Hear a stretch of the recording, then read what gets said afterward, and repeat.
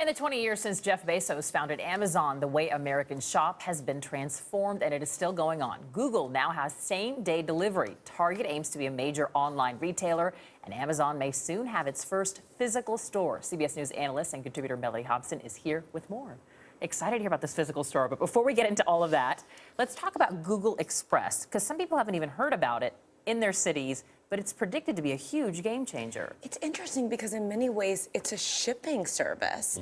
They're, in business now with a bunch of retailers, and they are trying to get you the same day delivery in your city.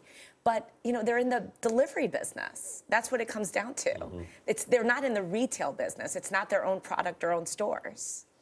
We're seeing fewer visits to physical stores. People are willing to order more now, and shipping is becoming really important. But at the same time, as we just heard, Amazon's talking about opening a store in New York City. So what's happening here? Okay, so it's interesting. Let's put this all in perspective. So first, the visits. In 2010, there were 34 billion visits to malls by Americans, right. 34 billion. Last year, 19 billion. So that's changed dramatically. At the same time, everyone's talking about online, but online is still tiny. It's only 6% of retail sales. It doesn't feel that way. It's growing fast, but it's only 6%. So what's the buzzword? Omni-channel. What does that mean?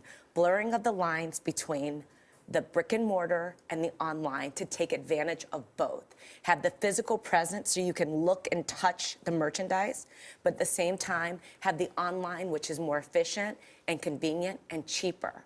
Why is Amazon opening that store?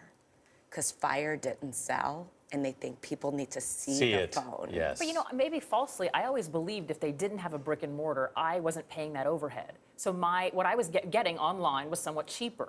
Is there a chance that if they move to this next step, it'll affect us in the pocketbook? Well, there's no question that the online experience is cheaper, and for the time being, this is going to change. You don't pay the tax, and in many situations, the shipping was thrown in for free because they were saving on all the employees and the lights that they have to pay in the store.